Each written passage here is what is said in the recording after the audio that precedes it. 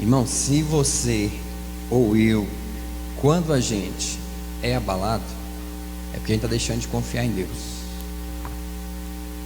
não é? É verdade ou não é? A Bíblia fala: os que confiam no Senhor são como os montes de Sião, que não se abalam.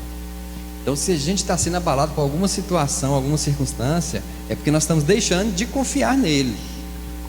Nós devemos confiar sempre no Senhor. Confiar sempre. Isso é fé. Amém?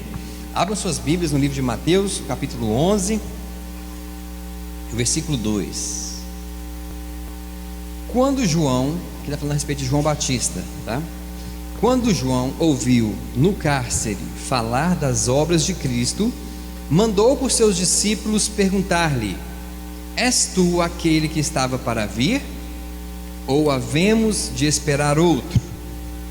E Jesus respondendo disse-lhes: ide e anunciai a João o que estais ouvindo e vendo: os cegos veem, os coxos andam, os leprosos são purificados, os surdos ouvem, os mortos são ressuscitados, e aos pobres está sendo pregado o Evangelho. E bem-aventurado é aquele que não achar em mim motivo de tropeço. Então, partindo eles, passou Jesus a dizer ao povo a respeito de João: que saístes a ver no deserto? Um caniço agitado pelo vento? Sim, que saístes a ver? Um homem vestidos de roupas finas?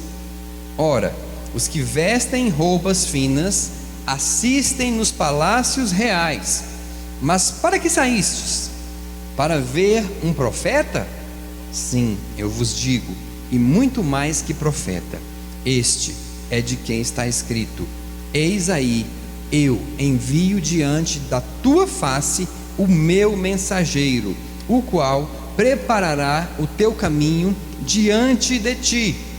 Em verdade vos digo, entre os nascidos de mulher, ninguém apareceu maior do que João Batista, mas o menor no reino dos céus é maior do que ele.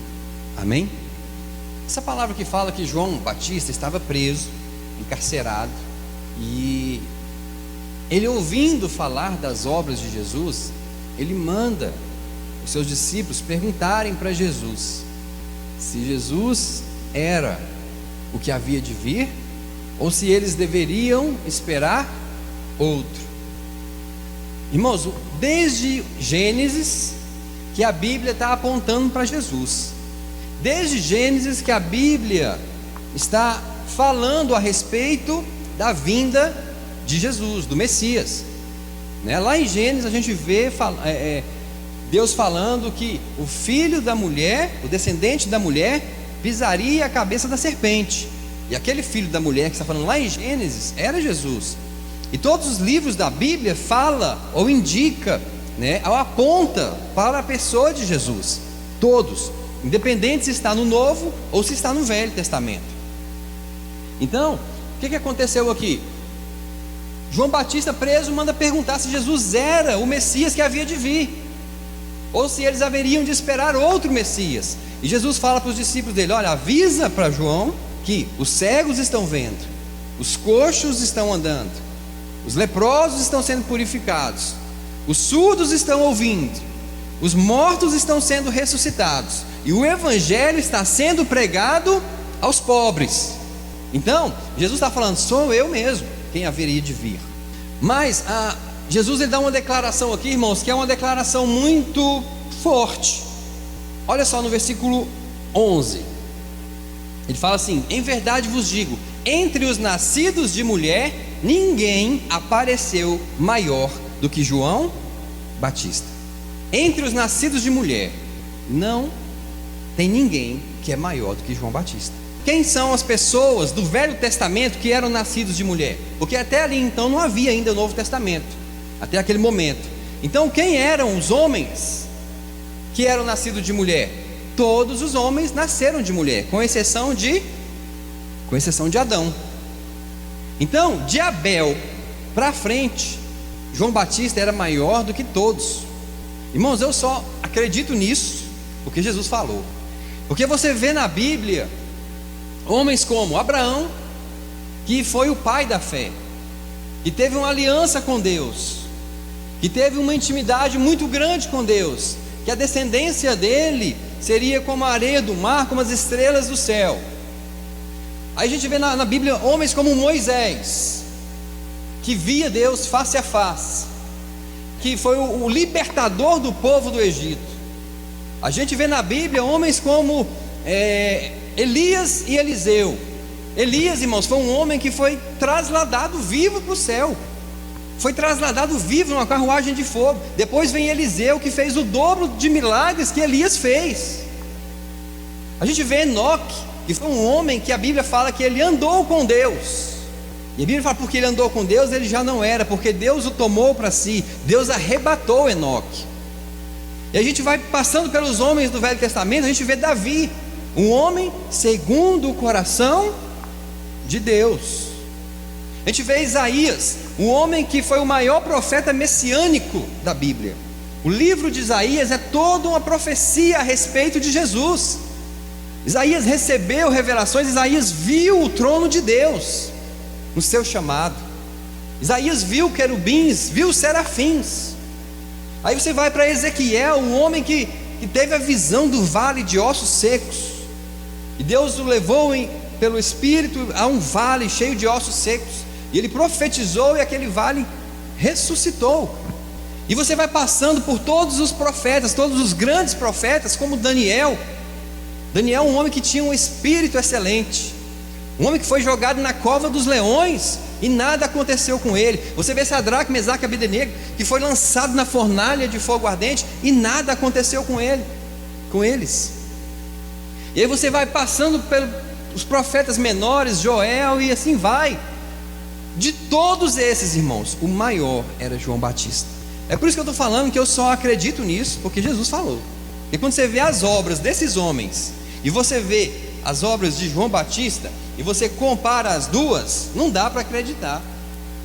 Então, muitas pessoas acham que Jesus estava falando ali a respeito da altura, que João Batista era maior na altura, na estatura.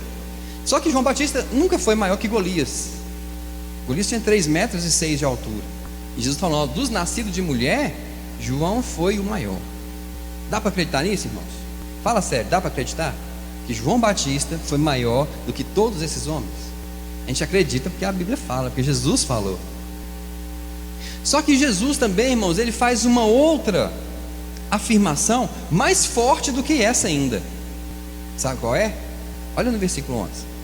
Vamos ler de novo. Em verdade vos digo, entre os nascidos de mulher, ninguém apareceu maior do que João Batista.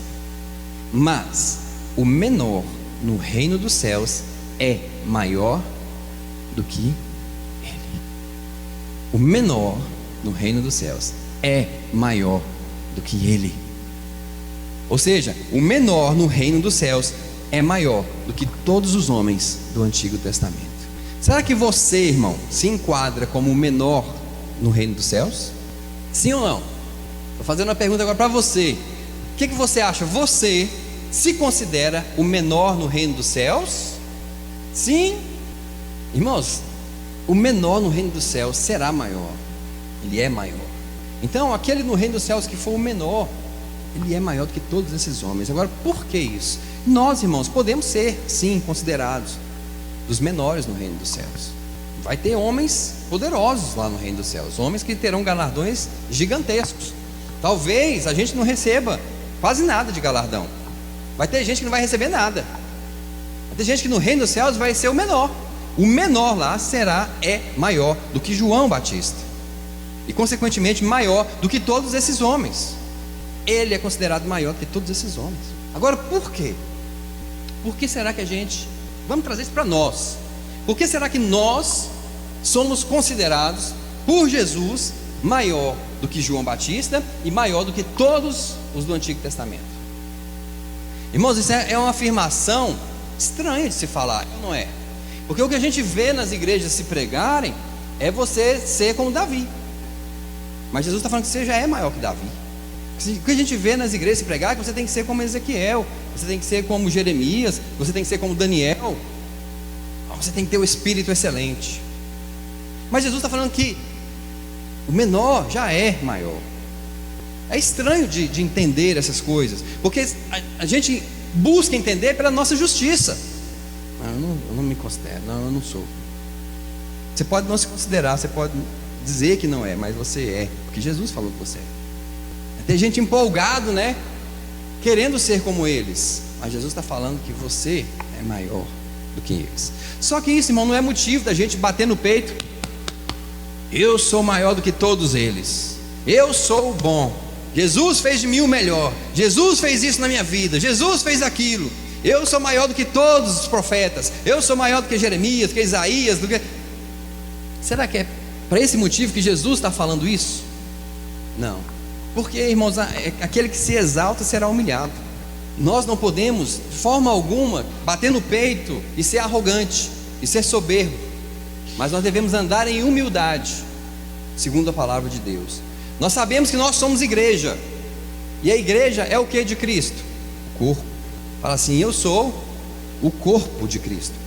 E você acha, irmão, que ser o corpo de Cristo é o quê? É ser pouca coisa? É ser nada? É ser pó? Você acha que ser o corpo de Cristo é ser um vermezinho de Jacó? Você acha que ser o corpo de Cristo é ser um zero à esquerda? Não, irmão, nós, a igreja, somos o corpo de Cristo. E Cristo é o cabeça desse corpo. E o corpo, irmão, é um corpo glorioso também. Jesus falou: a glória que tu me deste, Pai, eu dei a eles. Então nós somos um corpo de Cristo. Eu não sei se você consegue, irmão, ter a revelação do que é isso hoje para a sua vida. Você ser o corpo de Cristo, a importância que isso tem nas nossas vidas, a grandeza que é isso, a responsabilidade que isso traz para nós. Não é só bater no peito e se exaltar, mas é a responsabilidade de ser o corpo de Cristo, das pessoas olharem para nós e falar assim: aquele ali é cristão, aquele ali é fiel, aquele ali é como Jesus. Vamos continuar aqui. Abram em João 3, capítulo 1, 3, do 1 ao 8. Havia entre os fariseus um homem chamado Nicodemos, um dos principais dos judeus. Este de noite foi ter com Jesus e lhe disse: Rabi, sabemos que és mestre vindo da parte de Deus, porque ninguém pode fazer estes sinais que tu fazes, se Deus não estiver com ele. A isto respondeu Jesus: em verdade te digo, que se alguém não nascer de novo, não pode ver o reino de Deus. Vamos continuar lendo para a gente entender o que é o novo nascimento. Versículo 4. Perguntou-lhe Nicodemos: como pode um homem nascer sendo velho? Porventura pode voltar ao ventre materno e nascer segunda vez? Respondeu Jesus: em verdade te digo, quem não nascer da água e do Espírito não pode entrar no reino de Deus. Nascer da água, irmão, é nascer da palavra, ser limpo pela palavra. Nascer do Espírito é o sopro de Deus, que é o Espírito. Não te admires eu te dizer, importa-vos, é importante você nascer de novo. O vento sopra onde quer, ouves a sua voz, mas não sabes de onde vem, nem para onde vai. Assim é todo o que é nascido do Espírito. Fala assim: eu sou como o vento. Nós somos como o vento. Nós somos Espírito também, irmãos. A Bíblia fala assim: o que é nascido da carne é carne, o que é nascido do Espírito é Espírito. Você é nascido do Espírito, então você também é Espírito. Por isso que você é como o vento. Você lembra quando Deus criou Adão? Deus do pó da terra formou o homem. E o que Deus fez depois de ter formado o homem? Soprou nas suas narinas. E o que é o sopro? Não um ar que sai de dentro de Deus e vai em direção ao nariz de Adão, e aquele ar entra dentro de Adão e ele vive. Esse sopro, irmão, que Deus soprou em Adão, nada mais é que o fôlego de vida, que é o Espírito. É o Espírito do homem que nós temos. Quando nós nascemos da água e do Espírito, nós recebemos esse sopro de Deus, e o Espírito, e o nosso Espírito vive dentro de nós. Então nós passamos a ser corpo, alma e Espírito. Por isso que Adão está fora da lista. Quando Jesus fala assim: dentre os nascidos de mulher, então Adão está fora dessa lista. Por quê? Porque ele foi nascido de Deus. Adão foi nascido de Deus, assim como você foi e eu fui quando nós aceitamos Jesus Cristo. Quando você aceitou Jesus como Senhor e Salvador da sua vida, Deus soprou o Espírito dele dentro de você e o seu Espírito vivificou. Algo que sai de dentro de Deus, o fôlego que sai de dentro de Deus, nada mais é que um fôlego de vida. É um Espírito soprado dentro do homem, dentro de Adão e dentro de nós. Amém? Por isso que tanto Adão como nós estamos fora dessa lista que Jesus falou, né, a respeito de que João Batista era maior do que todos aqueles que eram nascidos de mulher. Se você não tivesse nascido de novo, você estaria na lista. Mas como você nasceu de novo, você foi retirado dessa lista. Adão, irmãos, foi participante da natureza de Deus. Quando Deus falou, façamos o homem à nossa imagem e à nossa semelhança, então Deus criou Adão conforme a imagem dele. Olha só o tanto que isso é interessante. Deus criou Adão à imagem dele próprio e a semelhança dele próprio. A mesma natureza de Deus era a natureza de Adão. Nós vimos aqui a semana passada que nós também temos a natureza de Deus. Quando nós recebemos o novo nascimento, a natureza de Deus entra dentro de nós, né? Nós somos participantes da natureza de Deus. Abra 1 João capítulo 3, versículo 14 e 15. Nós sabemos que já passamos da morte porque amamos os irmãos. Nós sabemos, irmãos, que passamos da morte para a vida. Você passou de um ser morto para um ser vivo. Você passou de um ser condenado para um ser salvo. Você passou de uma velha criatura para uma nova criatura. E todas as coisas se fizeram novas na sua vida. Tudo se fez novo. Você recebeu o amor de Deus no seu coração, Romanos 5,5. E você recebeu o fruto do Espírito Santo de Deus na sua vida. E o fruto é amor, paz, alegria, bondade, benignidade, mansidão, domínio próprio, fidelidade, longanimidade. Hoje a gente vê as pessoas falando assim: Deus me dá paz. Mas Deus já deu paz. Deus me dá alegria. O Senhor fala: filho, eu já te dei. Senhor, me dá paciência. Filho, eu também já te dei. Senhor, me dá amor para aprender a amar fulano de tal. Filho, eu já te dei o amor. Eu já te dei tudo que você precisa. Pai, me ensina a ser fiel. Eu já te dei a fidelidade. Você tem minha natureza. Deus fala para nós. A gente só precisa aprender a andar nessa nova natureza. Paulo disse, irmãos, nós somos o santuário de Deus. Deus hoje, irmãos, habita dentro de você. Então, o fator que faz nós sermos maiores do que todos eles do Antigo Testamento é porque eles não tinham Deus dentro, eles tinham Deus fora. Você tem Deus dentro. Deus no Antigo Testamento, irmãos, a gente vê que ele pede para Moisés fazer um tabernáculo no meio do povo, que ele fala assim: faça um tabernáculo que eu quero habitar no meio de vós. Então Deus habitava ali no tabernáculo, a presença de Deus estava no tabernáculo. Depois, quando eles saíram do deserto, então Deus passou a habitar em um tabernáculo, Deus passou a habitar em um templo. Mas hoje Deus não habita mais num templo. Hoje Deus habita em nós, que somos o templo do Espírito Santo. Nós somos o santuário de Deus. E é isso, irmãos, que faz com que nós sejamos, como Jesus disse, maiores do que eles. Nós temos Deus dentro de nós. Hoje nós temos a capacidade de andar com Deus dentro de nós, nos orientando, nos guiando, nos ensinando. Agora, irmãos, a gente vê aqueles homens que não tinham Deus dentro fazer o que eles fizeram. Obras grandiosas eles fizeram, sem ter Deus dentro, como você e eu temos. Por que nós não estamos fazendo aquelas obras? Se Jesus disse que nós somos maiores do que eles, e Jesus falou assim: olha, aqueles que creem farão as mesmas obras que eu faço, e obras maiores ainda farão. Por que, irmãos, então é que nós não estamos fazendo as obras que Jesus fez? Por que nós não estamos fazendo nem as obras que aqueles homens fizeram? Eles que nem tinham Deus dentro deles. É uma vergonha, irmãos, a igreja, a situação da igreja hoje. É uma vergonha a nossa situação hoje. Paulo falou assim: ó, vocês têm um tesouro em vaso de barro. Ou seja, o nosso corpo é barro, mas dentro nós temos um tesouro, nós temos o Espírito Santo. Eles eram só barro, o tesouro estava por fora, o ouro estava por fora, mas nós, irmãos, temos dentro, e nós não temos feito nada. Mas você sabe por que a igreja hoje, irmãos, está tão acomodada? Uma igreja que não faz nada, uma igreja que não se levanta, uma igreja que não prega. Sabe por quê? Por causa da tradição da religiosidade dentro das igrejas no Brasil e em vários lugares do mundo. A gente vai ver dentro das igrejas hoje, se pregar que você, Helene, tem que ser como Zaqueu, que você, Jacinto, tem que ser como Jairo, que você, irmã Maria Dilma, tem que ser como a mulher do fluxo de sangue, que você, Luan, tem que ser como o paralítico, que estava há 38 anos sofrendo, você tem que ser igual a ele. Não é assim? A gente não, as pregações das igrejas hoje estão nos identificando com essas pessoas. E que obra que essas pessoas fizeram, irmãos?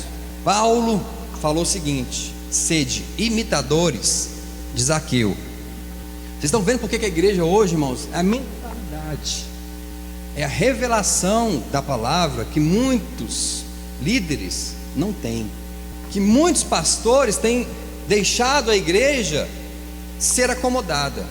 Ah, mas a igreja católica, eles buscam Maria para ser intercessora, eles ajoelham, pedem para Maria, para Maria pedir para Jesus. Irmãos, e nós que estamos indo no pastor? O pastor é o nosso mediador, é ou não é? O profeta é o nosso mediador. Não, tem que achar um profeta. Cadê o profeta? Nessa igreja tem profeta? Não, então eu vou para outro. Irmãos, você e eu temos livre acesso a Deus. Nós não precisamos de mediadores. O pastor tem a função dele, né, dentro do corpo de Cristo, importantíssima. Mas você também tem. Nós todos temos essa função dentro do corpo. Por isso é que o corpo, a igreja, não está funcionando, porque a gente tem sido ensinados a ser como essas pessoas da Bíblia, e não a sermos como Jesus. Eu quero te desafiar, irmão, a você ler os evangelhos, se identificando com Jesus. Irmão, você já pensou como seria maravilhoso as pessoas correrem atrás de você para tocar nas suas vestes para ser curado? Que isso, pastor? Isso é uma blasfêmia. Isso aí é só Jesus que pode. Então abram lá em Marcos 16, versículo 15. Olha o que Jesus falou: ide por todo mundo e pregai o evangelho a toda criatura. Quem crê e for batizado será salvo, quem porém não crê será condenado. Então, a primeira coisa, Jesus está falando para nós irmos e pregarmos, coisa que ele fez. Versículo 17: estes sinais hão de acompanhar aqueles que creem. Em meu nome expelirão demônios. Só que a gente tem sido ensinado a ser como um endemoniado, de fazer um culto de libertação para os demônios saírem da nossa vida. Irmão, Jesus já te libertou. Ande em liberdade. Pastor, eu preciso ser liberto, eu preciso ser liberto, eu preciso... Jesus já te libertou, irmão. Não é o pastor que tem o poder de te libertar, é só você crer.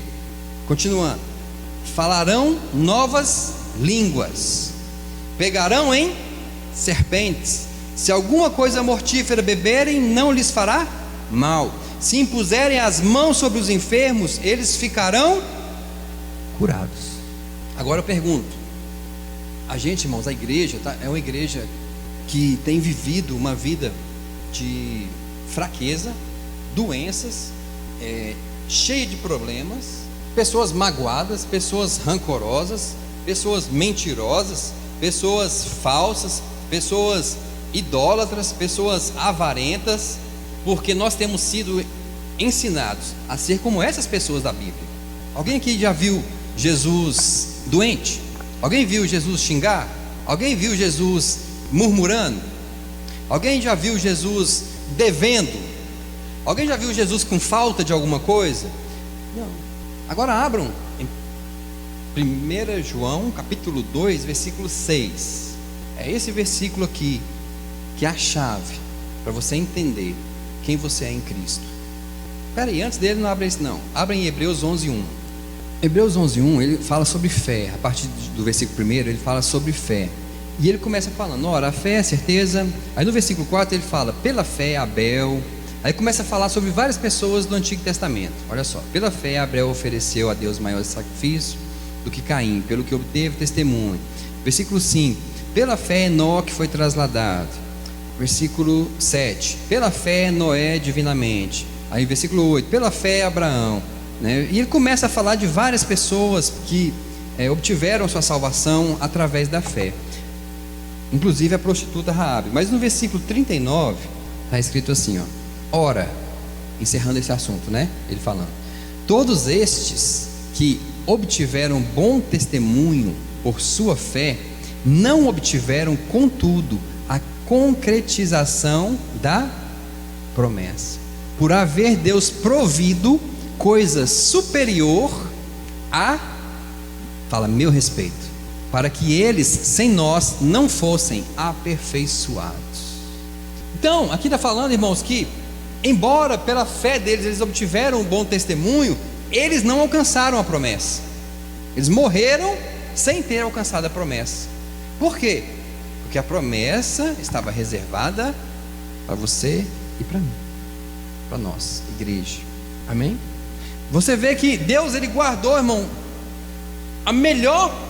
o vinho da festa para a igreja. Lá no casamento de Caná, o melhor vinho foi servido por último. Irmão, só bebe o melhor vinho quem fica até o final. O melhor vinho de Deus é para quem permanece até o fim. Amém? E eu falo para você hoje nós temos bebido de um vinho bom para nós, mas ainda tem um vinho melhor. Jesus falou assim durante a ceia, né, que aquela seria a última ceia dele com os discípulos, até o dia em que lá no céu eles beberiam um vinho novo, as bodas do Cordeiro que nós vamos participar. Agora vai para lá, 1 João capítulo 2, versículo 6. Aquele que diz que permanece nele, quem aqui está em Cristo? Isso está falando para você, viu? Aquele que diz que permanece nele, este deve também andar assim como ele. Não está falando que você tem que andar como Zaqueu, você não precisa subir numa árvore para ver Jesus mais. Agora você tem que andar como Jesus. E outra coisa, irmãos, quando a gente vem para Jesus, a gente vem como essas pessoas. A gente muitas vezes vem através de uma doença, a gente vem através de uma tragédia, através de uma tristeza. A gente, de fato, lá atrás, a gente se identificava com eles, a gente era um deles. Mas se você veio por causa de uma doença, você tem que ficar doente o resto da vida? Se você veio por causa de uma tragédia, você tem que ficar triste o resto da vida? Você já viu Jesus abatido, vencido? Não. Então a gente precisa, esse versículo está falando assim, que aquele que se diz que está nele deve, é um dever, andar como ele andou. Fala assim, é um dever. O que é dever? Obrigação. Jacinto, que é advogado, sabe mais do que nós sobre obrigações, deveres. Então você é obrigado, você tem um dever de andar, é como Jesus andou. Os mesmos passos que ele deu, as mesmas obras que ele fez, você e eu temos a obrigação de fazer também. Aí a gente começa a entender, irmãos, por que a igreja hoje é uma igreja derrotada, é uma igreja de pessoas que não tem poder. Por quê? Porque é um grupo que se fecha, né? É como se fosse um clube social. Irmãos, eu vou ver ainda um dia em que os enfermos vão vir para a igreja para ser curados. Primeira atitude de um enfermo vai ser: me leva lá na igreja para os crentes orar por mim, do que ir para o médico. E nós vamos orar. Irmão, o mundo médico está falando assim, está doente, não tem cura. Você vai falar, tem cura sim. Irmão, se, igual esse mosquito, a Aedes aegypti, né? Ele é o transmissor da doença, não é? Nós somos os transmissores da cura. Irmão, se o mosquito te picar, ele vai ser curado. Temos que andar como Jesus, irmãos, em alegria, em poder. Jesus andava no poder do Espírito. Nós temos que andar no poder do Espírito. É dentro da sua casa, irmãos, o seu filho adoeceu, você impor as mãos sobre ele e ele vai ser curado. E você crê nisso, você não pode duvidar. Amém? Você é autoridade sobre o seu filho. No dia que você orar pelo seu filho com toda a autoridade que Jesus te deu, porque Jesus falou assim: eis que eu vos dou autoridade para pisar em serpentes e escorpiões e sobre todo o poder do maligno. Você tem autoridade sobre as doenças. Jesus libertou muitos de demônios. Você também pode. Você também tem a autoridade que Jesus tem. Você tem que andar como ele andou, fazer as obras que ele fez. Irmãos, esse dia eu estava numa obra e eu encontrei com um mestre de obra que eu trabalho com ele já há um bom tempo. Ele trabalha numa empresa e eu presto serviço para eles. E aí eu tinha muito tempo que eu já não via ele. E aí eu falei: Serafim, você sumiu, o que foi? Rapaz, me deu hanseníase, que é a lepra, né? Olha meu corpo, você vê como é que está tudo cheio de tudo cheio de caroço preto, os negócios no corpo. Aí eu falei: ei, como é que tá agora? Não, agora já estabilizou, já está bem, já está diminuindo, já está quase acabando. Eu falei: graças a Deus, né, Serafim? Ele: rapaz, mas eu passei um período difícil. Eu peguei na mão dele, conversei com ele. E a hanseníase, a lepra, ela é contagiosa. Ela é contagiosa. Sem medo. Eu ia orar para ele para receber a cura. Só que ele falou que já estava curado, que já estava tudo bem, então amém. Mas eu ia orar com ele, sabe? E a gente impor as mãos. Jesus, irmãos, ele chamava os leprosos e impunha as mãos sobre os leprosos. Os leprosos moravam fora da cidade, nas vilas, separadas só para eles. Pedaço do corpo caindo e tudo. As casas dos leprosos, irmãos, tinham que ser destruídas, porque a lepra ficava nas paredes. E os entulhos tinham que ser jogados fora da cidade.